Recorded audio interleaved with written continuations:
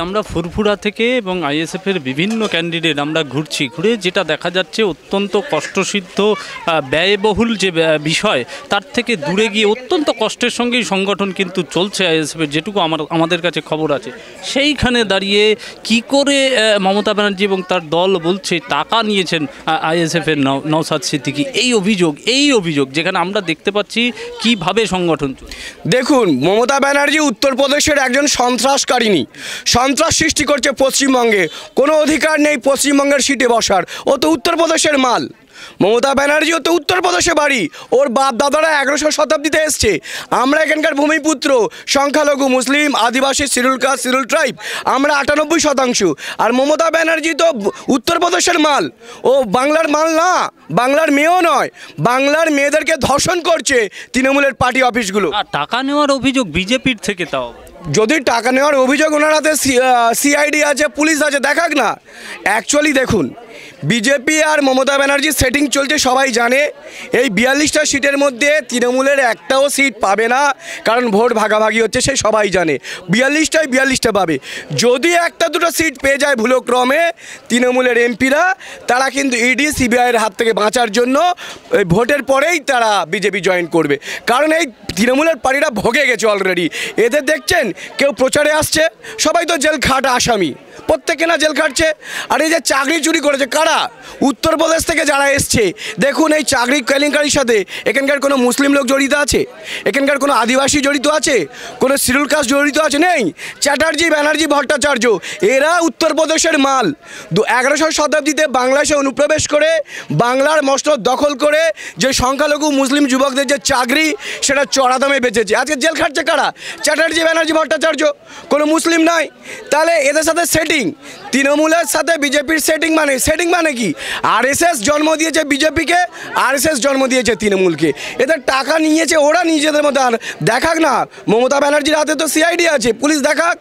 আর বিজেপির হাতে সিবিআই দেখাক, প্রমাণ করুক। আমি আরও একটা কথা বলে দিচ্ছি। মুসলিম সম্প্রদায়ের কথা আপনি বলছেন এবং পিছলে বর্গের কথা যেটা আপনি বলছেন, কিন্তু এরা মমতা ব্যানার্জি যেভাবে চলেছে এবং তার আগে সিপিএমও তাই, একেবারে যে বিষয়টা উঠে আসছে যে তারা চিরকাল ভোট ব্যাংক হয়ে থেকে গেল। কোনো সময় সেই যে অধিকার, সেই যে ডেভেলপমেন্ট, দেশ গড়ার কারিগর হিসাবে মুসলিমদেরও যে অবদান রয়েছে, সেই অবদান অস্বীকার করে কেবলমাত্র ভোট ব্যাংক, এটা কবে বন্ধ হবে? দেখুন, এই গত 75 বছরে বা পশ্চিমবঙ্গের কথা বলছি, পশ্চিমবঙ্গে মুসলিমদের চাকরি ছিল স্বাধীনতার পরে 16%। 1948 সাল থেকে কংগ্রেসের রাজত্ব 1977 সাল পর্যন্ত এই 16% চাকরি কমে এসে 11% পৌঁছেছে। বামেরা যখন 77 সালে ক্ষমতায় আসছে, সেই 11% চাকরি কমে এসে 2011 সালে বামেরা যখন চলে আসছে 3% পৌঁছে গেছে। সাচার কমিটির রিপোর্ট এর মধ্যে পেশ হয়েছে। এবার তৃণমূল যখন ক্ষমতায় আসছে, 3% মুসলিমদের চাকরি ছিল 2011 সালে, আজকে 2024 সাল সেটা 1% কমে গেছে। সুতরাং সংখ্যালঘু মুসলিমদের এরা ভোট ব্যাংক হিসেবে ব্যবহার করেছে। এদের শিক্ষা, কর্মসংস্থান, চাকরি এরা কংগ্রেসরা যেমন বঞ্চিত করেছে, সেভাবে বামেরাও বঞ্চিত করেছে, একইভাবে তৃণমূলরা বঞ্চিত করেছে। একদমই তাই। নওশাদ সিদ্দিকীর সিট শুধু তাই নয়, এখানে আদিবাসী যে সমস্ত আছে, বিভিন্ন গ্রাম থেকে আদিবাসী সন্তানরা, শিডিউল কাস্ট, শিডিউল ট্রাইবরা, তারা বিভিন্ন ইউনিভার্সিটিতে পড়তে আসে। এই যে চ্যাটার্জি, ব্যানার্জি, ভট্টাচার্য, এরা উত্তরপ্রদেশের মাল। এরা 2011 সালে বাংলাতে প্রবেশ করেছে। এরা হচ্ছে অনুপ্রবেশকারী। কারা অনুপ্রবেশকারী? 2%। এরা বাংলাতে মসনদে বসার এদের যোগ্যতা নাই। এরা হচ্ছে লুটপাট চালায়। এই 5 জন আছে, চ্যাটার্জি, ব্যানার্জি, ভট্টাচার্য, মুখার্জি, এরা বাংলার কেউ না। এই মমতা ব্যানার্জি দাবি করে বাংলার মেয়ে না, এ বাংলার মেয়ে না। এই উত্তরপ্রদেশের সন্ত্রাস সৃষ্টিকারী, যোগীর রাজ্যের লোক। এদের পূর্বপুরুষ যোগী ছিল, যোগীর রাজ্যের লোক। অভিষেক ব্যানার্জি বাঙালি না, এদের পূর্বপুরুষ উত্তরপ্রদেশের কনৌজ থেকে এরা এসছে 11শো শতাব্দীতে। যারা গুগল ঘাটে বা নেট ঘাটেন দেখবেন যে চ্যাটার্জি, ব্যানার্জিরা কোথা থেকে এসছে। এখানকার ভূমিপুত্র না, সেই জন্য তো বাংলার মায়েদের ওপর ধর্ষণ করলে এদের ইজ্জতের দাম বেচে দেয়, এদেরকে রেস্কিউ করে না। কোনো আদিবাসী মানুষ, সংখ্যালঘু মুসলিম মানুষ থানায় গেলে এফআইআর বা জিডি নেয় না, কারণ এরা উত্তরপ্রদেশের সন্ত্রাসকারী সৃষ্টিকারী। এই ব্যানার্জি, এরা হচ্ছে বাংলার ভূমিপুত্রদের রাজনৈতিক, সামাজিক, অর্থনৈতিক অবস্থাকে পঙ্গু করে দিতে চাইছে। ভারতের সংবিধান যেটা বাবা সাহেবের সংবিধান, যেখানে বলা হয়েছে মানুষের হাতে অর্থ তুলে দেওয়া হবে, রিজার্ভ ব্যাংক সেজন্য করা হয়েছে। মানুষের হাতে আজকের অর্থ তুলে দেওয়া হয় না। এরা আরএসএস, যেটা বলি আরএসএস যে দলটা, যে একটা সংগঠন বিজেপি এবং তৃণমূলকে সৃষ্টি করছে, সেই আরএসএস এই রিজার্ভ ব্যাংকের তালাচাবি মেরে রেখেছে, যাতে সংখ্যালঘু মুসলিমদের হাতে, আদিবাসী ভাই বোনদের হাতে, শিডিউল্ড কাস্টদের হাতে, ওবিসিদের হাতে যাতে টাকা না যায়। তাহলে সেই চাবি আমরা খুলবো ইন্ডিয়ান সেকুলার ফান্ড, দায়িত্ব নিয়ে বলছি। ওই রিজার্ভ ব্যাংকের চাবি খুলে টাকা জনগণের হাতে আমরা দিয়ে দেবো, তারা যাতে সম্মানের সাথে বেঁচে থাকে, খাদ্য বস্ত্র বাসস্থান সংগ্রহ করতে পারে। কারণ ওই রিজার্ভ ব্যাংকের চাবিটা একমাত্র Indian secular fund Naushad Siddiqui sir খুলতে পারবে। একদমই তাই। আমরা একেবারে শেষের দিকে এসে পৌঁছেছি। রাজ্যে শিল্প নেই, চাকরি নেই, এই জায়গায় দাঁড়িয়ে ভাতা 1000 টাকা দেওয়ার প্রতিশ্রুতি, একেবারে সেই জায়গায় কি কাউন্ট? আজকে দেখুন, এই ভাতা সিস্টেম ইংরেজরা চালু করেছিল। হ্যাঁ, ব্রিটিশ পিরিয়ডে যখন কিছু বুদ্ধিজীবী মানুষ সরকারের বিরুদ্ধে বলতে লাগলো, তখন তাদের ব্রিটিশ সরকার ভাতা দিয়ে মুখ বন্ধ করতে লাগলো। এই তো খেলা। কারণ ভাতা সিস্টেম আমরা জানতাম না। ভাতা প্রথম দিয়েছিল দ্বিতীয় বাহাদুর শাহকে, ইংরেজরা দিয়েছিল যে তোমার রাজত্ব চলে গেছে, তাহলে তোমার ভাতা নাও। তাহলে মুসলিমদের রাজত্ব এরা দেবে না, আদিবাসীদের রাজনৈতিক অধিকার দেবে না, ওবিসিদের রাজনৈতিক অধিকার দেবে না, তাই ভাতা দিচ্ছে 1000 টাকা নাও, আর তোমার মা এবং বোনদের তৃণমূলের পার্টি অফিসে যাক, ওরা ধর্ষণ করবে। এই তো 1000 টাকার বিনিময়, এই তো খেলা চলছে।